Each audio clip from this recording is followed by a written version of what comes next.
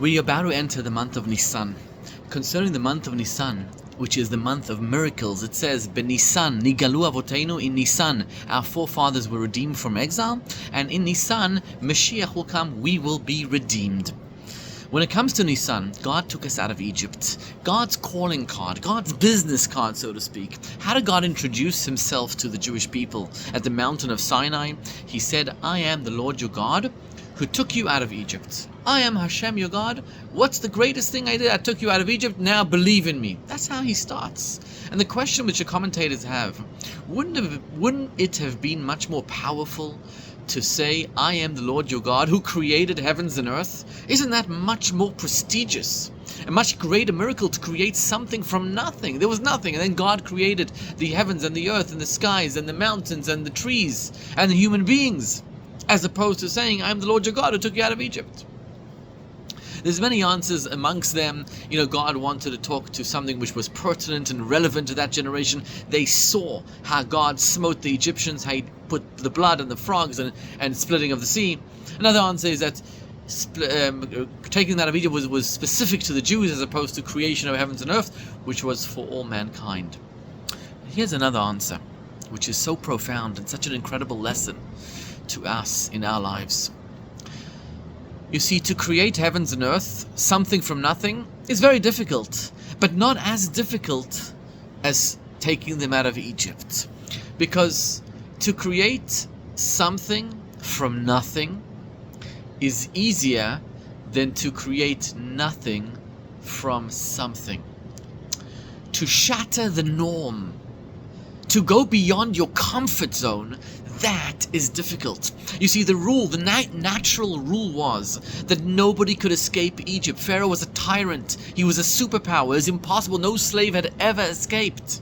The Jewish people, God broke that law of nature. He brought the blood and the frogs and the lice and the plague of the firstborn and the splitting of the sea, all defying nature, making the yesh, the something, into nothing. The practical lesson in that in our lives is to be Jewish means to go beyond our comfort zone. To be Jewish means it hurts us. So if the standard for us is that we put on tefillin once a week, to be Jewish means go beyond that, do it twice a week.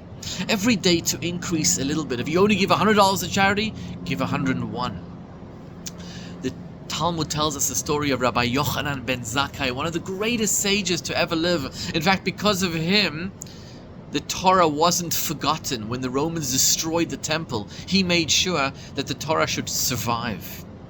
And at the end of his life, this great sage who learned Torah his whole life said, "I don't know if I'm going to heaven or to hell." Really?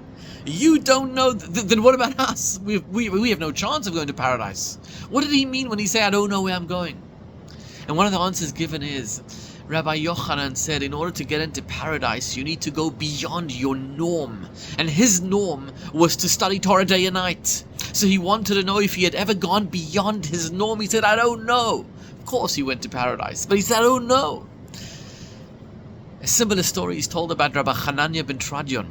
His rabbi was Rabbi Yossi ben Kisma, who once asked him, "Why are you studying Torah? It's forbidden, the Romans are forbidding it." Rabbi Hanania ben Tradion was one of the 10 martyrs that we read about on Yom Kippur.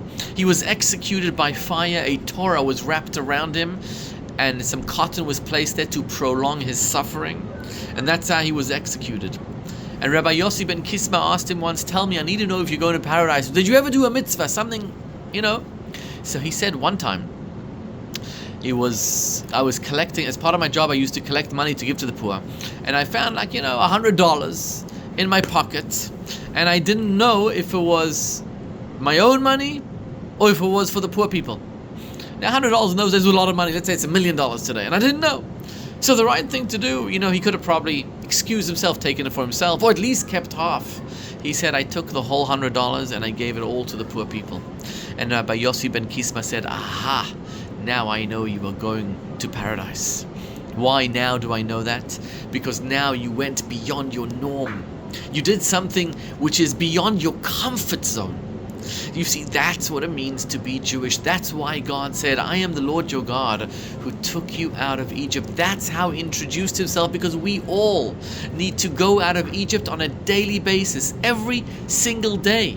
We need to do something beyond the norm, beyond what we are comfortable doing. Do a mitzvah for another person, not because you want to, but because it's going to help the other person. That is what it means to be Jewish. That is the message of Nisan. May God help that we will witness the coming miracles in Nisan, that God will redeem us and bring Mashiach right now.